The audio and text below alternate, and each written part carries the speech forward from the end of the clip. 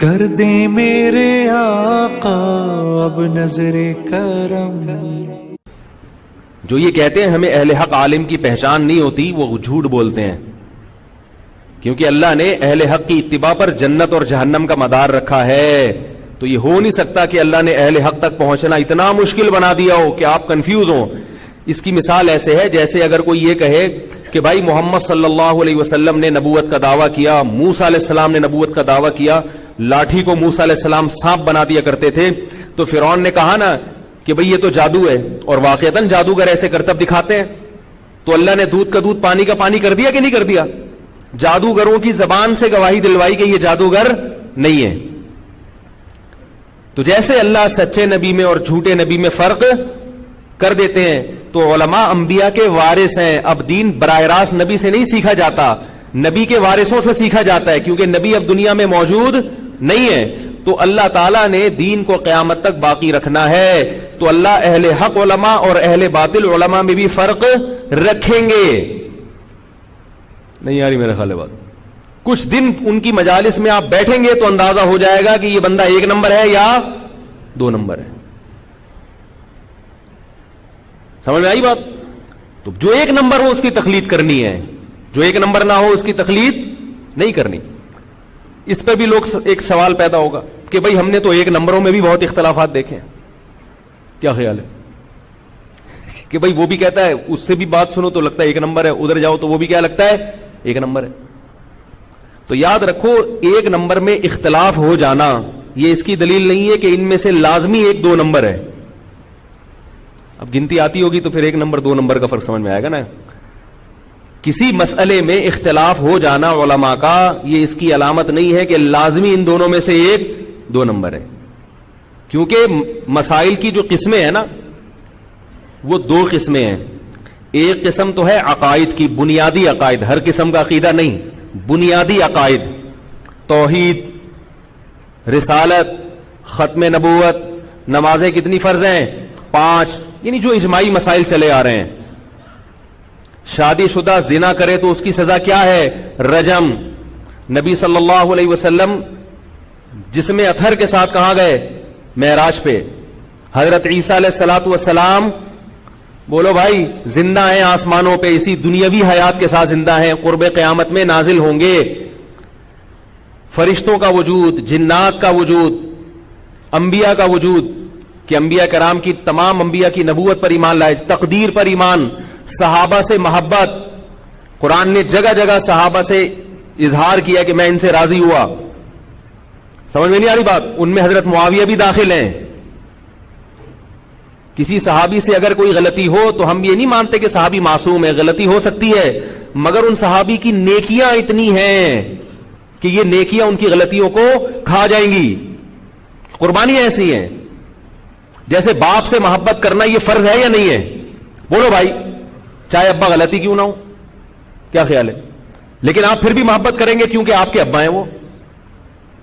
کوئی دوسرا آ کے کہے یار آپ کے ابا تو اس دن میں نے دیکھا تھا گٹکا کھا رہے تھے، تو لہذا میں تو محبت نہیں کروں گا ان سے، وہ تو گٹکا کھاتے ہیں. آپ کہو گے بھی تیرے چونکہ ابا نہیں ہے تو نہیں کر، میرے ابا ہے تو وہ چھٹا بھی لگائیں گے تو میں کیا کروں گا؟ بھائی رشتہ ایسا ہے. تو صحابہ کرام سے اتنے بڑے جرائم تو ہوا نہیں کہ معاذ اللہ شراب پیتے ہو یا معاذ اللہ کوئی ایسا کوئی کام کرتے ہوں. اجتہادی اختلافات ہیں، اجتہادی. وہ کہتے ہیں بغاوت کرنی لازم تھی، وہ کہتے ہیں کرنی لازم نہیں تھی. اس قسم کے اختلافات ہیں. لیکن ان کی جو نیکیاں ہیں، محمد صلی اللہ علیہ وسلم کی معیت میں جو صحابی گھوڑے پر سوار ہو کے میدان جنگ میں لڑا ہو، نبی کی صحبت اٹھائی ہو، قیامت تک آنے والے اولیاء، بڑے بڑے بزرگان دین اس صحابی کی خاک کے برابر بھی نہیں ہو سکتے. نبی کو اپنی آنکھوں سے دیکھا ہو، نبی کی میت میں گھوڑے پہ بیٹھ کے لڑے ہو، اس وقت نبی کا ساتھ دیا ہو جب پوری دنیا نبی کے خلاف تھی. یہ اتنی بڑی بڑی نیکیاں ہیں. آپ کو معلوم ہے کہ ایک بدر کے غزوہ بدر میں ایک صحابی شریک ہوئے تھے. ان سے ایک غلطی کیا ہوئی کہ انہوں نے مسلمانوں کی جنگ کا راز، فتح مکہ کا راز فاش کر دیا. نبی صلی اللہ علیہ وسلم مکہ پہ حملہ کرنے کا آپ کا ارادہ تھا، مکہ پہ حملہ کرنے کا. آپ نے اس راز کو خفیہ رکھا. صحابی نے جا کے یہ راز کیا کر دیا؟ فاش کر دیا. اس لیے فاش کر دیا کہ مکہ میں میرے جو رشتہ دار ہیں کہیں وہ اس جنگ میں مارے نہ جائیں. بظاہر کتنا بڑا جرم ہے یہ. آپ جنگی راز فاش کر دیں, اس کی سزا کیا ہے؟ قتل. جب گرفتار ہوئے صحابہ نے ارادہ کیا گردن اڑائی جائے, آپ نے فرمایا چھوڑ دو, بدر میں شریک ہوئے تھے. نہیں آ رہی بات میرا خیال. ایک جرم دیکھ رہے, ان کی قربانی نہیں دیکھ رہے. جب 313 نہتے کا مقابلہ 1000 سے ہوا تھا اور وہ سب مسلح تھے, تو ان نہتوں میں 313 میں یہ بھی تھے. چھوڑ دو ان کو. تو ہم کسی کی ایک غلطی نظر آتی ہے, اس کی 100 خوبیاں نظر نہیں آتی. تو تمام صحابہ سے محبت اس پر بھی کیا ہے؟ بولو نا یار, بولو گے تو بات چلے گی آگے. ایمان کا حصہ ہے. اگر کوئی صحابہ کے خلاف بولتا ہے اہل حق نہیں ہو سکتا, چاہے کتنے ہی مزین دلائل لے کر آئے. تو یہ اجماعی مسائل ہے جو صدیوں سے چلے آ رہے ہیں. ان میں اگر کوئی اختلاف کرے گا تو وہ ایک نمبر نہیں ہو سکتا. وہ کیا ہے؟ 2 نمبر ہے. جب ظاہر ایک نہیں ہے تو پھر 2 ہی ہوگا نا. ہاں, تو میں یہ کر رہا تھا ایک تو. اسی طرح کچھ مسائل ایسے ہیں جو قرآن و سنت میں منصوص ہیں اور ان میں 2 رائے کی گنجائش نہیں ہے. بہت وضاحت کے ساتھ قرآن و سنت نے ان مسائل کو بیان کر دیا. اور کچھ مسائل ایسے ہیں کہ جن میں قرآن و سنت کی تشریح میں اختلاف ہے. اب تشریح میں جب اختلاف ہوگا تو وہ اختلاف برا اختلاف نہیں ہے, اس سے 1 نمبر عالم 2 نمبر نہیں بن جاتا. امام مالک ہاتھ چھوڑ کے نماز پڑھنے کے قائل تھے, حالانکہ وہ ہاتھ باندھنے کی حدیث جانتے تھے. صحیح ہے نا. لیکن وہ کیا کہتے تھے کہ نبی کا آخری عمل ہاتھ چھوڑنا ہے, اس کی وہ دلیل دیتے تھے اہل مدینہ کا عمل. تو ہم امام مالک کو بھی اہل حق سمجھتے ہیں. امام ابو حنیفہ اور باقی 3 امام ہاتھ باندھنے کے قائل ہیں, ہم ان کو بھی کیا سمجھتے ہیں؟ بولو نا بھائی, اہل حق سمجھتے ہیں. ابھی میں ملیشیا سے ہو کر آیا ہوں. ملیشیا میں فرقواریت نہیں ہے پوری. اب جو میں بات سمجھانا چاہ رہا ہوں اس کو سمجھو. پوری جو ملیشیا کی گورنمنٹ اور عوام وہ شافی فقہ کو فالو کرتے ہیں.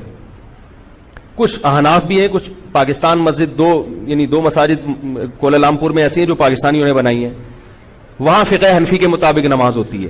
باقی پورے ملیشیا میں کیا ہوتا ہے؟ شافی فقہ ہے. اب فرقواریت ایسے نہیں پھیلے گی کہ میں وہاں جاؤں اور فرقواریت اگر میں ختم کرنا چاہوں وہاں پہ, تو اب میں یہ کروں کہ بھائی آؤ سب قرآن و سنت پہ آ جاؤ, شافی کیا ہوتا ہے, حنفی کیا ہوتا ہے, چھوڑ دو. آئی بات سمجھ میں؟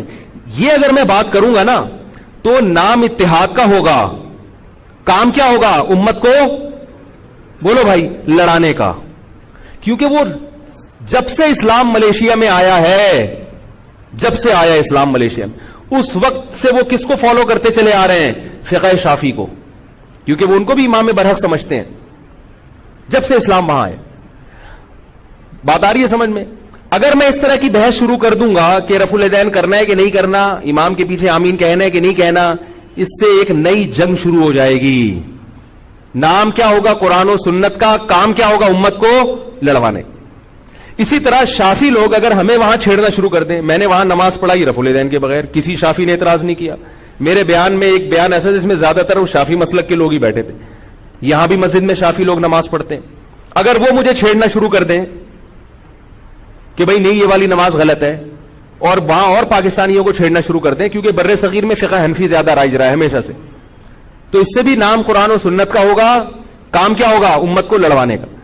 تو ہم جب یہ کہتے ہیں ملیشیا میں فرقواریت نہیں ہے, تو اس کا مطلب یہ ہے کہ ملیشیا کے لوگ یا تو شافی فقہ کو فالو کر رہے ہیں, دوسرے نمبر پہ حنفی فقہ کو فالو کر رہے ہیں, اور دونوں ایک دوسرے کو, بولو بھائی, صحیح سمجھتے.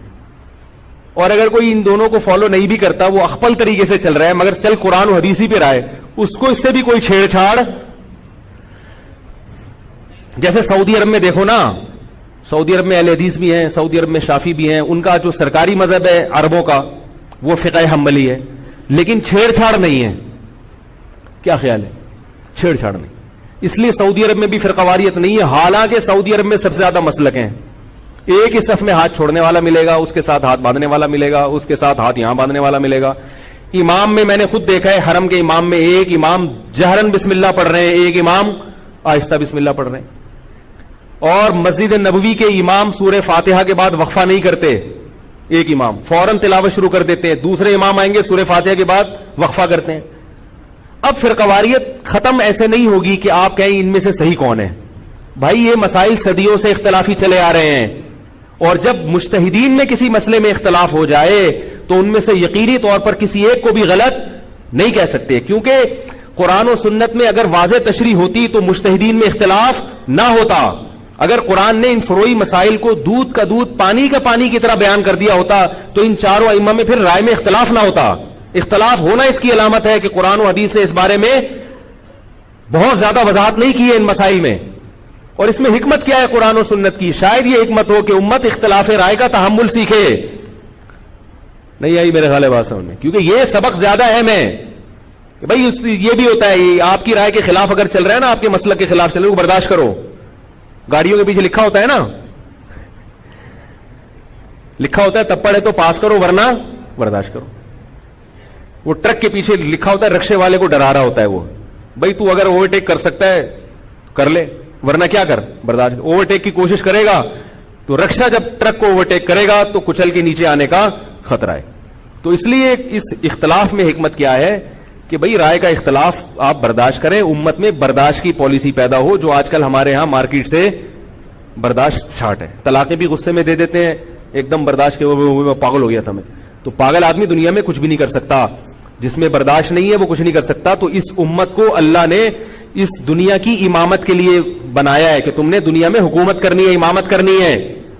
اور جو امامت کرتا ہے, جو بھی جس کے پاس مینجمنٹ ہوگی, اس میں تحمل اور برداشت ہونی چاہیے. تو آپ کو یہ سارے فرقے برداشت کرنے پڑیں گے. اگر آپ ملیشیا میں چاہو گے سارے آہستہ امین پہ آ جائیں, نہیں آئیں گے وہ. اور ملیشیا والے چاہیں گے بنگلہ دیش اور ہندوستان اور پاکستان والے زور سے امین پہ آ جائیں, نہیں آئیں گے وہ. 4-6 آئیں گے, باقی ویسے ہی رہیں گے. تو برداشت کرو, ٹھیک ہے نا. پاس کرنے کا تپڑ نہیں ہے, لہذا کیا کرو. تو اب ملیشیا میں فرقواریت نہیں ہے. ہاں جو بدعات ہیں, جو چاروں فقہا کے نزدیک ناجائز ہیں, ان کے خلاف کام کرنا چاہیے, کیونکہ اختلاف کی ایک حد ہے نا.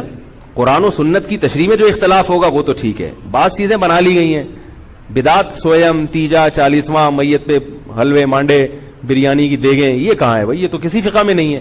کیا خیال ہے ربیع الاول پہ اتنے بڑے بڑے دھوم دھڑکے کر رہے ہو, آپ ناچ رہے ہو نبی صلی اللہ علیہ وسلم کے نام پہ, موسیقیاں ہو رہی ہیں, مصنوعی طواف کیے جا رہے ہیں, یہ کیا چیز ہے بھائی؟ یہ تو کوئی نہ کسی فقہ میں نہیں ہے, یہ تو اپنی طرف سے بنائی ہوئی چیزیں. یہ اختلاف مذموم ہے. اس سے 1 نمبر اور 2 نمبر کا آپ کو بولو بھائی پتا چلے گا. آئی بات سمجھ میں کہ نہیں آئی ہے؟ تو اس لیے اللہ نے اتنا مشکل معاملہ نہیں رکھا ہے کہ آپ کو 1 نمبر 2 نمبر کا پتہ نہ چلے. جو 1 نمبر ہے اس کی تقلید کرنی پڑے گی.